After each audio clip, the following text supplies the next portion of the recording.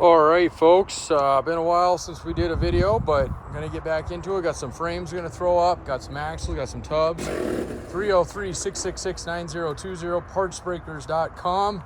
That's where you can see this frame and maybe others like it. Although right now we have a decent stock on late TJ frames. These will work from 97 to 06. There are some subtle changes on those. I have a great video on our YouTube channel that you can check out if you're wondering the difference, or I've mentioned not really the difference, but maybe mention this is the option we can go with. Okay, so without further ado, now the way I do my videos, if you've never seen them before, they are the boring videos, but they are extremely, let's see, good, educational. I don't like those words. Anyway, point is that if you're looking for a frame, I think they're the best out there. And if you're buying a frame from somebody else, you should demand a video. It's easy to hide things in photos. So it's wet. I just washed it. Okay, it hasn't been doctored in any way other than being washed. We do have a nice 300 degree 4500 psi hot seat, and that basically will blow through anything that's weak or start peeling. So, but this frame is actually, everything you're seeing here is all the factory black paint from when it rolled off the assembly line. So a lot of people paint them, doctor them up, but that's not at all what this one is. This is everything you're seeing as it came off the Jeep, other than just being washed. So, all right. And I'm not going to point it out unless it's bad, and there's not much on this, so you're not going to see much of that, but I am going to get down and dirty with it, flip it over upside down, and get some more photos for my listing, and then go from there. So we buy almost everything under its own power, meaning it doesn't come in wrecked.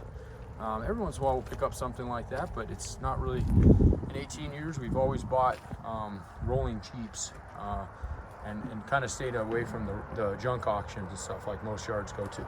There's a couple reasons behind that, and I won't get into all that for right now, but that's one thing you have. We still pull a VIN on it no matter what, just to make sure at some point in its life it hasn't had an accident.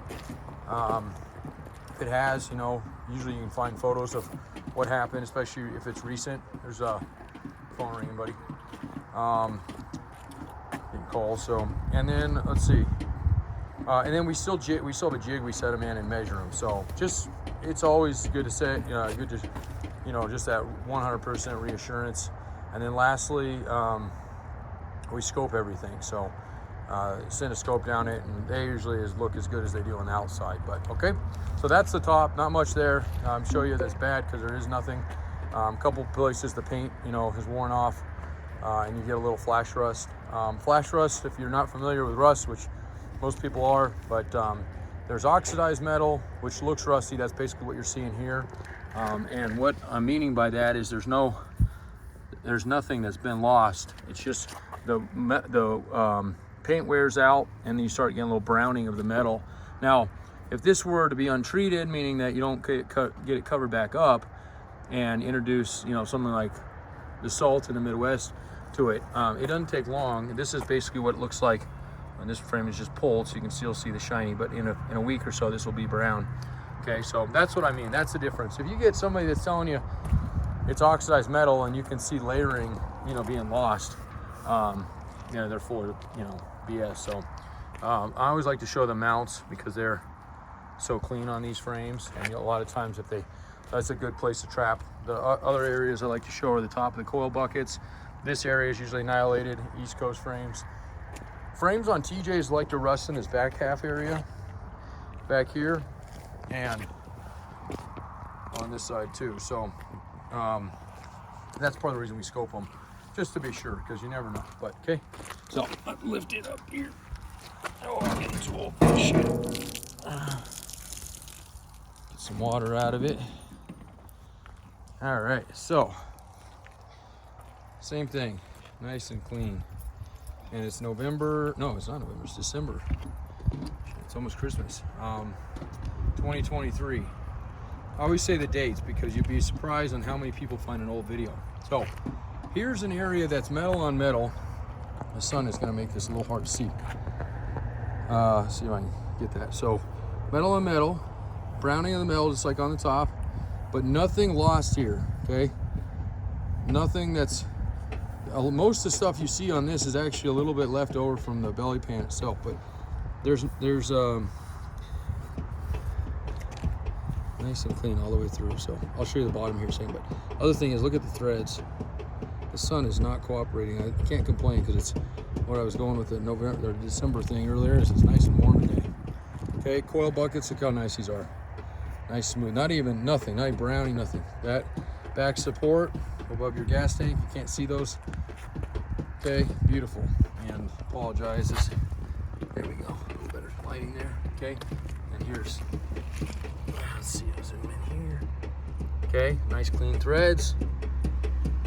All right, and all the way up through the front. Refocus that. Let's see, maybe there we go. Okay, and then your front support. So, okay, this is a.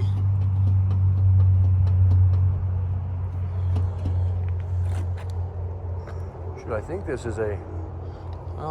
Okay, so I got to back up for a second here.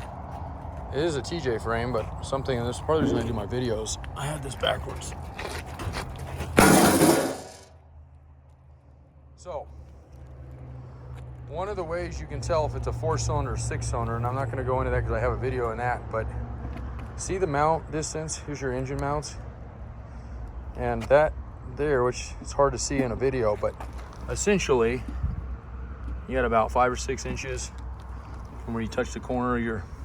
This is a little bit, they're offset, so that's normal. So this is a 4-cylinder frame.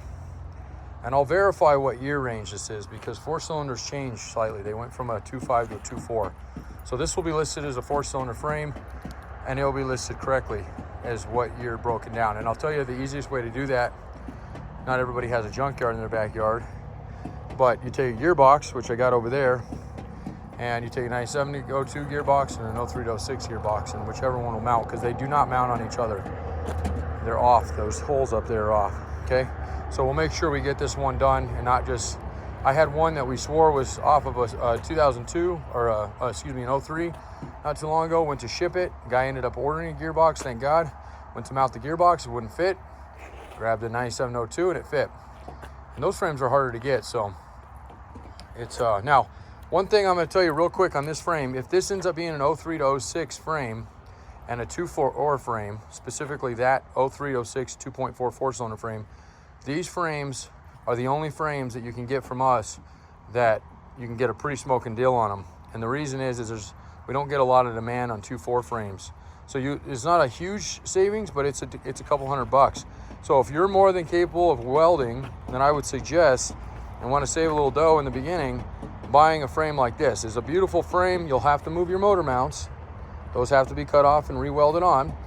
The other party that likes these frames are guys that are doing LS swaps or any other engine upgrade repower, because they're going to be chopping those anyway. So if you fit in that camp, this is a good frame for you. I wouldn't spend the money on a 6-cylinder frame because they're more expensive. If you're going to be putting an LS into it eventually, I would do something like this. It'll save you some money. And this is just as clean as anything else. So, all right, I'm gonna flip back upside down, get some more photos, and then I'm done. 303-666-9020, partsbreakers.com. Real quick, there's your mounting on a 6-cylinder. See how much more closer that is? Both sides, they're almost on top of your coil buckets. But and then the bottom one, another 4-cylinder right there.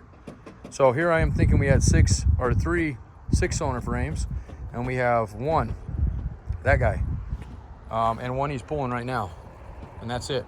So I have stacks of frames out here, but unfortunately I have 3. If you look out there, those, and there's another stack somewhere around here. I think it's behind that Blazer out there. Anyway, those are all YJ frames. There's probably 25 YJ frames in this yard right now. We really stocked up on those. I have 3 total now, well, 4 with that one coming off. TJ frames, and of the 4 of those, only 2 6-cylinder frames. So don't wait if you're looking for a frame. We'll get it out to you. We got hot shots running in the East Coast, Midwest every other week. So, all right, thank you.